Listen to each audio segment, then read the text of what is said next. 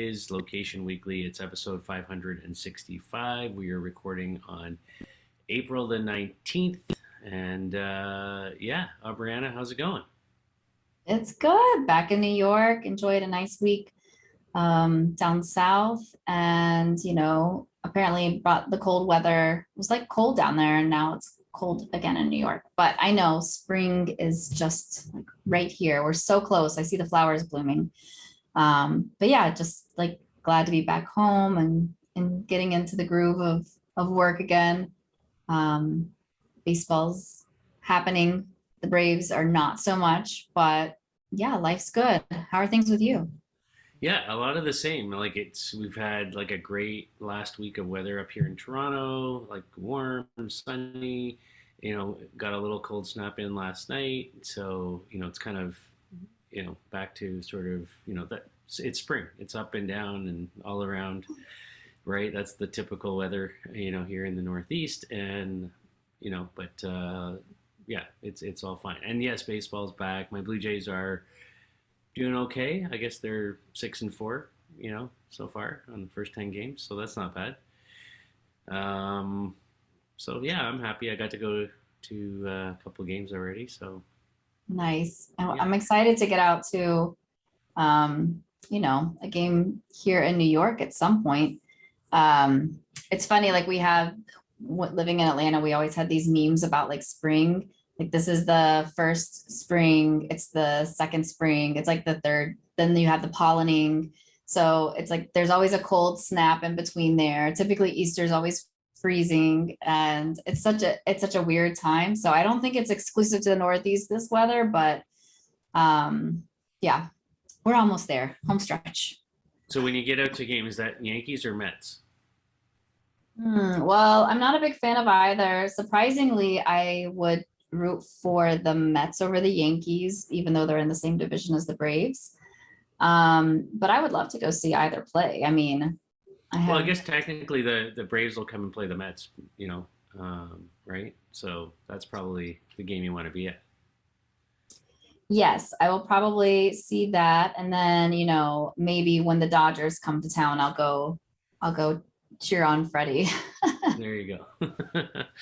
Alrighty, well, let's jump into our show. We've got four stories to cover this week. A lot of less brand stuff this week and more technical, I'll say, in terms of innovations and things happening. So I'll let you kick it off. All right. So, Hexagon, if you don't know them, they are a global leader in sensor software, autonomous solutions. They work across like agriculture, automotive, telecom, and some other industries. You might know them, their former life as Infor, but they have acquired a Finland-based company called Immersal, and it's pretty cool. They build these immersive AR environments. It's created through an SDK for mobile devices. So they're bringing together the digital world and obviously the physical world, and just hoping to like transform these experiences, or even just like work in general, if it's being applied in more of a business setting. Again, this is based off of an SDK. It uses location. It has down to the centimeter accuracy, which is really cool. And any, AR capable mobile devices can use this, and it can also be used on glasses. So like, any of the smart glasses that you have access to. So really there's like creating these experiences, some for industrial, but mostly I would say probably like geared towards experiential marketing. So even though this is not a brand story, it could still be applied to brands. So they kind of referenced one of the test use cases that they've done, and they did one with I believe, I never can say this company's name right. It's Rakuten. It Racket. always makes me think of the bad guy in Anastasia, Rasputin. Anyway. Okay. Yeah. So yeah, they did this really cool like immersive experience at a football game in Japan. By football, I think they mean soccer here, but really they like were able to point the phone towards like people. They could watch the game and see the statistics on specific players. They could also get like commercial content through the AR overlay there. And then the camera, which is the really cool part about this, like the camera would adjust to wherever you sat in the stadium. So the 3D visual map, was based and identified the device's like orientation, the location in the stadium. So wherever you were, you had a very unique perspective, like based on what you see in real life. So I think this is like, you know, super cool ways of applying that. I like that they're thinking about this from an SDK perspective, because I would say typically I'm not a big fan of like, oh, nobody wants another SDK, but I think the reality is that nobody wants to be in charge of like creating their own immersive AR experience. And so if there's the technology that's foundational that they can build upon, that they can just embed in their apps, and give the fans, this really cool experience that can be rotated and changed, and just bringing together those two worlds. It's pretty cool. So I do like this acquisition. I think it's interesting. We've seen other companies do this before in different ways. So I don't think it's anything necessarily unique, but I do like how we always talk about location, and this is definitely taking into consideration the location of the device, the location of the person, and real-time events that are happening. So super cool. Yeah, I totally agree. I think this it's very interesting. As I was reading this story, and in particular around Immersal's technology, it brought me back in time to the early days of the LBMA, and another company that we had done a lot of work with called Crowd Optic, and they have very similar, patents or technology. Where you point the camera, it's based on the location, in the stadium or wherever, and the focal point of where the device is pointed, and then kind of reveals augmented reality content tied to the point that the camera is situated on, the lens is situated on. So very similar. They also work in sports. Lately, they've been doing more work in the medical side of things and connectivity to Google Glass and things like that. But I think the whole idea, generally speaking, of sort of finding ways to layer on AR content, if you will, on top of real world locations and situations, I think is definitely a growing field. Obviously we've been talking a lot about the metaverse lately, and I think kind of bringing those, finding ways to bridge those two worlds together. Even last week we talked about the story of the digital signage platform with the NFTs in the marketplaces, and trying to bring those things into screens in the physical world. So I think companies are trying different approaches around this, and I think this is a very valid one around creating experiences for people. In particular, something like the example they gave around Kobe Stadium in Japan, I think makes a ton of sense, right? It's all about how do you create a better fan experience, and get them engaged, with content, or contests, or something that's happening. And I think if you can point your phone and do it that way through an SDK that's tied to it, it makes a ton of sense to me. So, yeah. All right, on to our second story now. So there's an app out there, if you're not familiar with it in the location world, called Tapestry, and it's spelled with an I on the end instead of a Y. And this is an app that pays users for sharing their anonymous location data. And they just announced recently that they've surpassed $200,000 in user payouts since they launched in October, so 6 months or so of operations.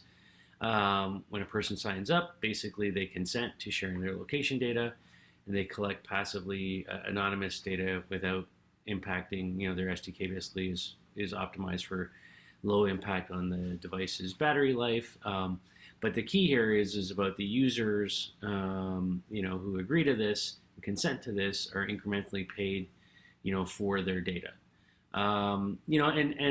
Just as a general concept, we've been talking, on this show, and in different ways about, the idea of, a user benefiting from the use of their data. Not just randomly collecting data and the ad companies monetizing that and making a lot of money, but how does the actual end user, benefit from that. So this is an approach that seems to be getting some decent adoption. They've tracked 2 billion events so far in the last 6 months. They say they're trying to build, as large a mobile location library as possible. And with intention for ad tech use cases and data, location analytics use cases. Currently, it originated only in the U.S. They've since now expanded to include Australia, Canada, and New Zealand as well in terms of markets where they're collecting data and paying users, and have plans for more. So I think this is interesting. I think this is a good, valid approach, to sort of adjust around some of the things that have changed around the deprecation of the IDFA and other privacy rules. But if you're going to pay people for their data, then I don't have any issues with that personally. What do you think? Yeah, so this is interesting. Walter Harrison, who's the CEO of Tapestry, I've known him for many years back at his Complementix days. So I think it's, we've seen other players try to get into this before. I think it was Killy that was there. Yep. I don't know that they were successful in what they did or if they're even still around. But I do think that this is the right approach. I think the hardest piece of this is that adoption, right? Like if anybody else who had massive traction and users like a Facebook or even a device manufacturer decided to take this on, I think that it's a win. It's like an easy win. So I could see how there could potentially be like an acquisition in the future here to further develop this model or roll it into, a place like to actually have the reach that they need to make this adoption more massive. Because 2 billion data points over 6 months is not, that's small compared to what people are looking for in terms of location data. So I don't think that the reach is there yet, and it's been tried before. So I'm hopeful for Tapestry. I think that privacy first and being super straightforward with what you're doing for the consumers, like what is the value exchange, and it's pretty straightforward, is great. But I'll have to like continue to keep a pulse on this one and see if it actually takes off. Yeah, I completely agree with that. It is, it's about explicit consent, and it is about valuing the data and where it's coming from. And I think that the approach is correct. At the end of the day, all of these things come down to, can you scale it enough that it's a viable, for a viable data source for advertisers, for folks that actually want to use the data. But hey, it sounds like they're making a good go of it so far, and have big plans to expand this into Asia and other markets. So yeah, I'm cheering for Walter and company. So there you go. There we go. Okay, so there's a recent patent that was filed. This is kind of interesting. Intel filed a patent, looks like January of this year, and it's suggesting, obviously nothing is a done deal, a patent is a patent, but that there's a possibility of moving to a new offering with drones, and doing digital out of home in a new way. So think of like moving billboards, moving almost, like screens that can display anywhere and amplify a message and change a message. So the methods that they've outlined in the patent actually involve drone projection systems. They capture data from a variety of sensors, and then they can adjust what they are showing to the audience, move along with the audience, or if space is limited, they can scan the geometry of like an environment and adjust projection size to fit smaller areas, or multiple drones can work together and create, maybe a backdrop and something that moves on top of that, and do some like really cool, more, I would say more than you're going to see on just any digital signage that's outdoor, and in real time. So I think it's super cool idea. They were even saying that they could alter the content on the fly based on the crowd engagement. Are they engaging with this? If not, let's change it. Or who's in the audience, kind of getting that demographic information.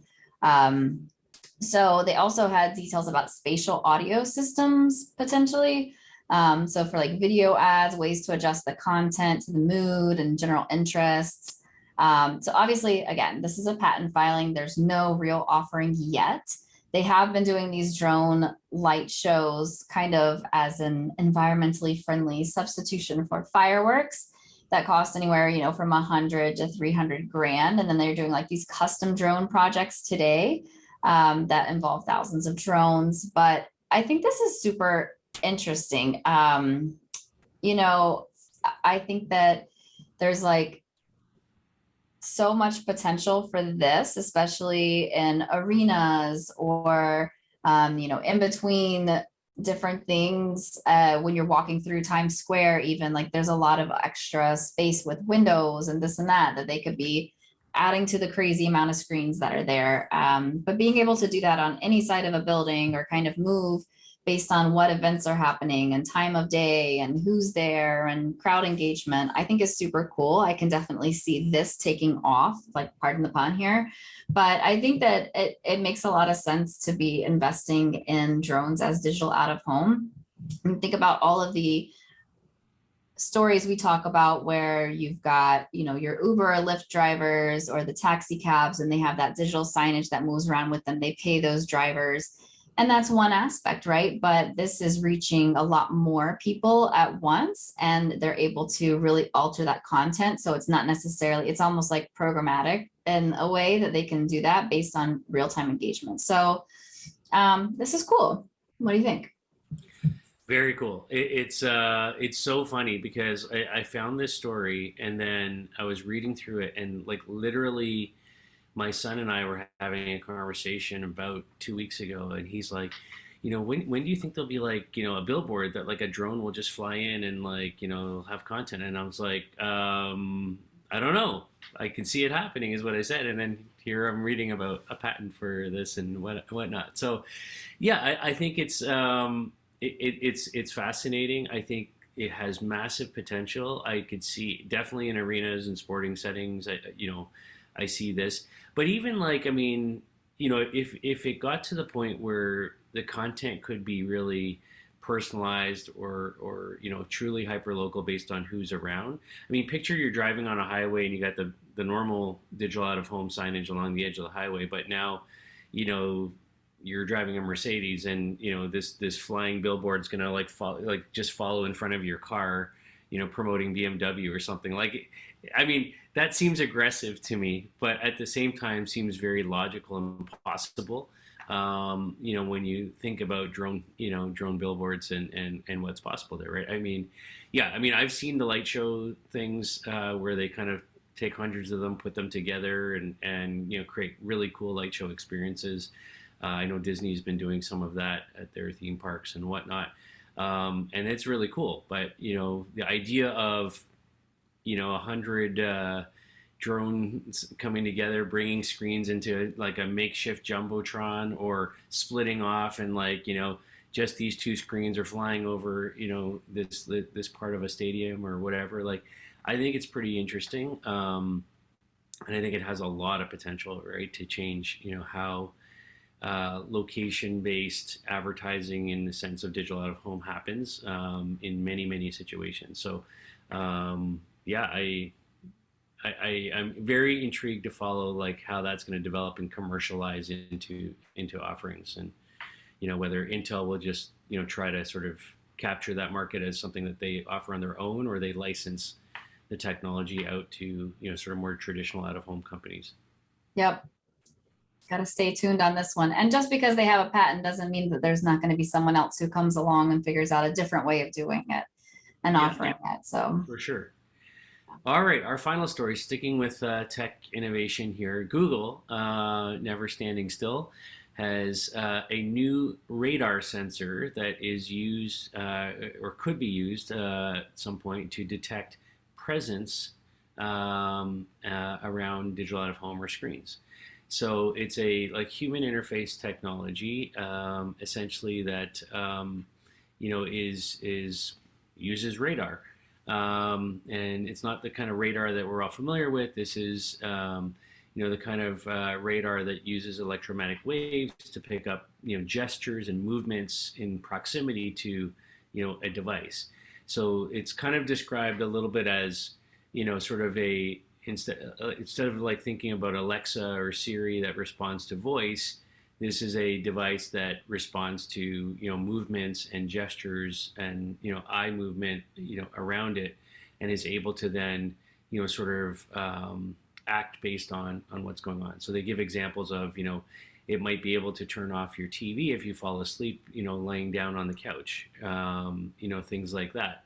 And it's not brand new. They've been playing around with similar technology since 2015. They have a technology called Soli, which has been working in Pixel phones for a little while to do some things. But I think this is interesting because you could, if you think about it in the context of Alexa and the way that works with voice, and you can set up routines and things like that for it to complete certain tasks. You have the ability now with something like this to do similar types of things based on movement and gesture and what's happening. I think it's kind of interesting, right? And the applications for out of home, I think, are equally valid here, right? Like if it's able to read, if it's embedded in a screen and it's able to read eye movements, and you can tell whether somebody's engaged with the content or not engaged with the content, or you give people the ability to like swipe through things, on the screen and react to that. I think there's a lot of possibilities here as well. So it's great to see, like, whether it's Intel or Google or, whoever now, like, we're seeing sort of a new wave now of technological innovation and patents being filed and different ways to leverage, old technologies, like screens that have been around for a while and kind of change the game around that. And even as we think about, even the first story about Immersal, and Hexagon, similarly, if you were to combine some of these technologies, for example, bring the drone screens in with, the AR content that's tied to, location in a stadium, or, enable people to react using gestures or something like that. All of these things could actually come all together, and interact in different ways for, ad plays or content plays. So I think it's very, very interesting to see where we're at on how new technologies are making their way into our industry. What do you think? What I like about this is that this technology, like the radar, doesn't need to capture images of, your body or your face. It's not that facial recognition or your, feature recognition. And I think that, to me, that is like a very great way to use just body language and movement without feeling invasive. So understanding, like, hey, there's presence in this room, I'm going to turn the lights on, or I'm going to turn the lights off, there's not presence in this room, or just other, I'm sure there's tons of applications that I can't even think of today where this would be just super applicable, whether even maybe in like industrial situations or hospital situations or other things like that, right? And adjusting what's happening around based on just the movement of people, right? So, and also my question is, like, with so many like smart cities and things of that nature, is there a way to use this type of technology to maybe monitor when something is off, like with somebody, like there's abnormal movement, right? Or there's abnormal something that's happening, to kind of give like that forewarning, hey, something's not right, or like this is not considered normal behavior or patterns, in a very non-invasive way, right? So I think that this is like just scratching the surface, and who knows? I mean, it's like less Minority Report, in my opinion, Yeah. essentially, but still No, has I lots of think good that's applications. fair, right? And they say like the current like version of this, the Soli technology is has a 3 meter range around picking up, sort of what's going on around it. But they also say like it's quite possible and easily done to, create a mesh, version of this where there's multiple sort of sensors that, can basically give you coverage across an entire home or office or, hospital or what have you. So I think there's a lot of potential for this type of technology. It's very interesting. One to watch. One to watch. There you go. So that's it. That's our show for this week. 4 great stories, a lot of interesting new technologies coming into the location-based ecosystem.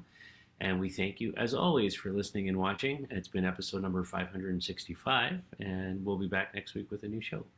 Have a great week, everybody. We'll see you soon. Bye.